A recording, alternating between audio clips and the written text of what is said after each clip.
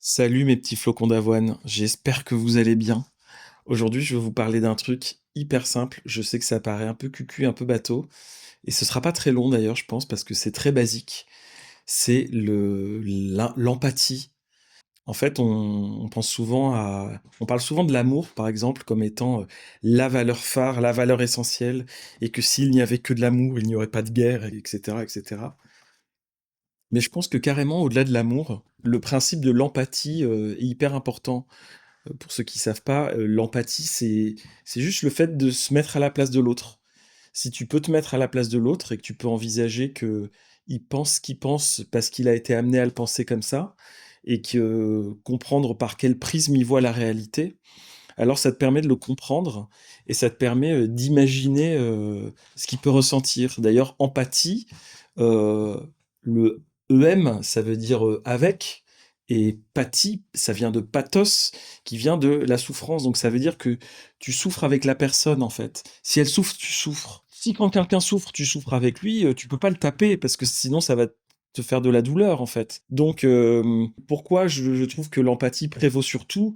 Parce que s'il y avait de l'empathie, il n'y aurait pas de harcèlement scolaire, il n'y aurait pas de masculinité toxique, il n'y aurait pas d'inceste, il n'y aurait pas de viol, il n'y aurait pas de vol, il n'y aurait pas de gens qui essaient d'arnaquer les autres, il n'y aurait pas de guerre, il n'y aurait pas toutes ces choses-là, il n'y aurait pas de racisme en fait. Tout simplement parce que les gens auraient de l'empathie les uns pour les autres et se diraient, bah,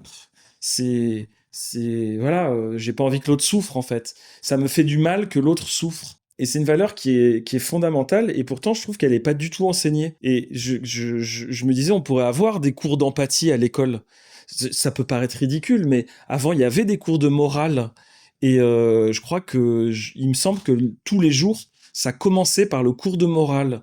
Et je pense qu'il y avait une boussole morale qui était assez importante à cette époque-là. Même s'il y avait des défauts de morale dans la société à cette époque-là, il y avait quand même certaines valeurs qui étaient essentielles et sur lesquelles on ne transigeait pas.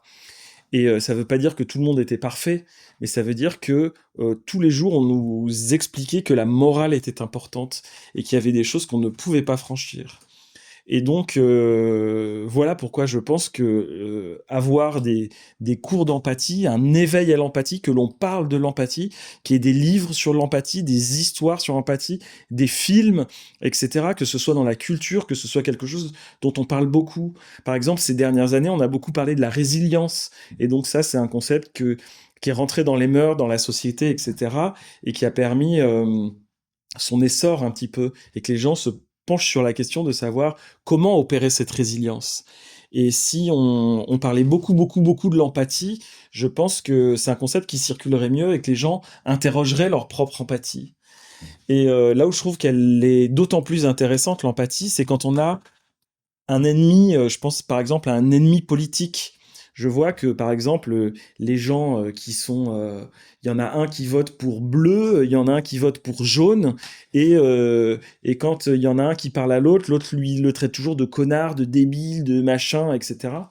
Et je trouve ça dommage parce qu'il pourra pas faire en sorte que le bleu devienne jaune s'il lui aboie dessus. Ma grande phrase, c'est toujours si tu parles à des gens comme à des chiens, ne t'étonne pas qu'ils t'aboient dessus.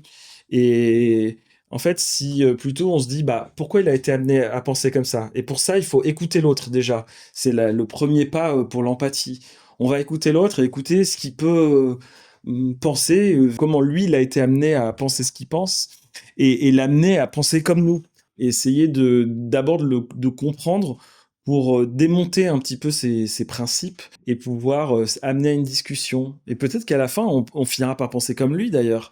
Et il faut pas considérer que l'autre est toujours un ennemi, mais plutôt que à deux lumières, on peut faire une lumière plus grande.